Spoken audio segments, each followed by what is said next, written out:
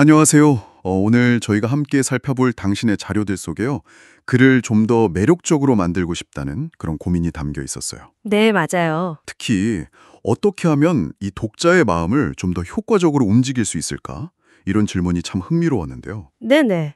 그래서 오늘 저희가 주목한 건 글쓰기를 약간 음악처럼 접근하는 억양소렴이라는 원리입니다. 아, 억양소렴. 네. 이게 그냥 네 가지 기법 뭐 이렇게 딱딱 떨어지는 게 아니고요. 이 요소들이 어우러져서 만들어내는 글의 어떤 리듬 같은 거 있잖아요. 그렇죠. 리듬. 네, 그 리듬이 독자의 경험을 어떻게 좌우하는지 좀 깊이 이야기 나눠보려고 합니다. 네, 아주 흥미로운 접근이에요.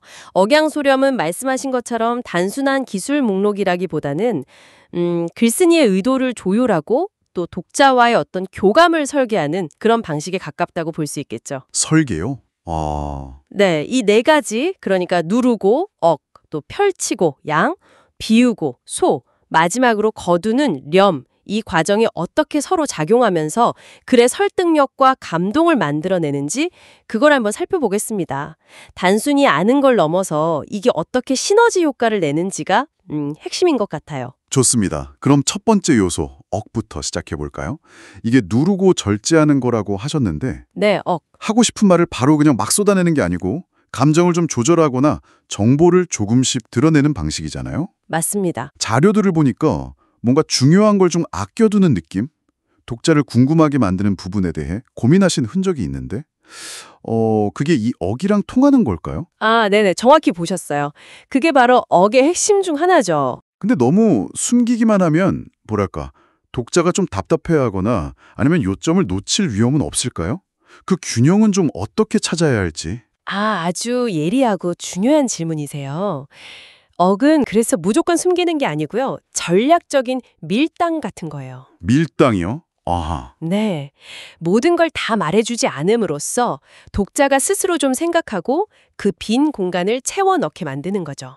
뭐, 예를 들면 미스터리 소설에서 단서를 조금씩 흘리는 것처럼요. 아, 네네. 그래서 말씀하신 그 균형점은 글의 목적이나 또 대상 독자에 따라 당연히 달라지겠죠.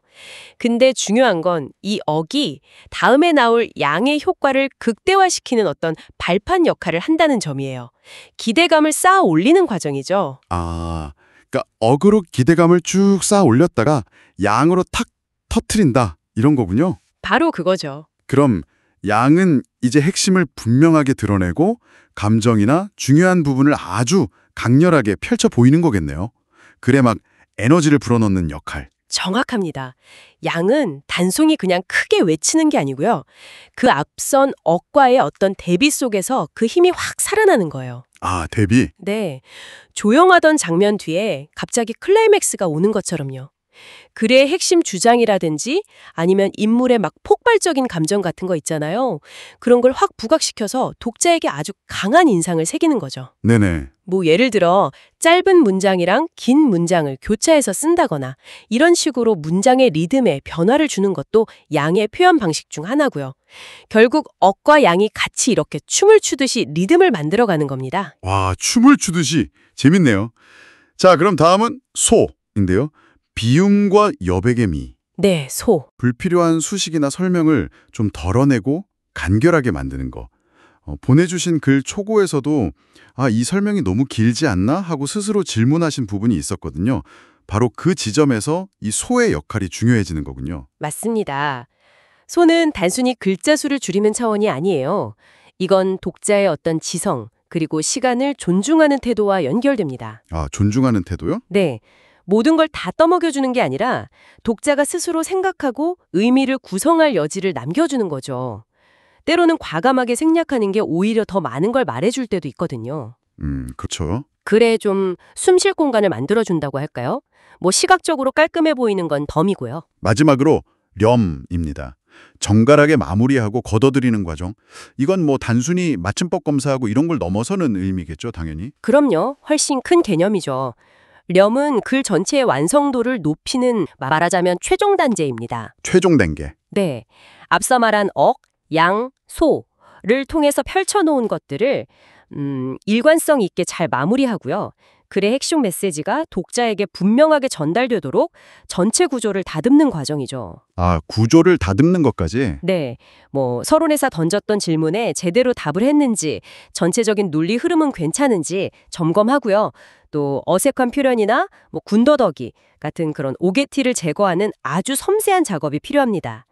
독자에게 신뢰감을 주는 잘 차려진 밥상 같은 느낌을 주는 거죠. 들어보니 결국 억, 양, 소, 렴 이 네 가지가 각각 그냥 따로따로 노는 게 아니네요. 그렇죠. 하나의 유기체처럼 다 연결되어 있어서 글 전체의 어떤 리듬과 인상을 만들어낸다는 거군요. 누르고, 펼치고, 비우고, 또 거두는 이 과정의 조화가 핵심이네요. 바로 그겁니다. 네. 더 큰 그림에서 보면 이건 문학 작품에만 해당하는 게 아니에요. 당신이 쓰시는 보고서나 이메일, 아니면 발표 자료 같은 거 있잖아요.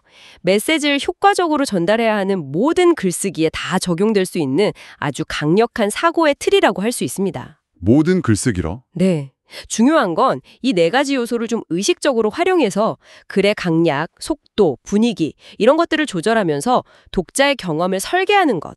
즉, 글의 리듬을 만들어가는 거라고 할 수 있겠습니다. 네. 오늘은 글쓰기에서 절제, 억, 강조, 양, 간결함, 소, 그리고 마무리, 렴.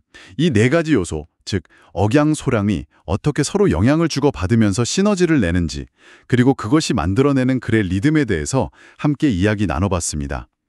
당신의 글이 독자에게 과연 어떤 경험을 선사할지 고민하실 때 이 프레임워크가 꽤 유용하게 쓰일 수 있을 것 같습니다. 네, 마지막으로 이 네 가지 요소 그 자체를 넘어서 한번 생각해 볼 만한 질문을 던져보고 싶어요. 네, 어떤 질문일까요?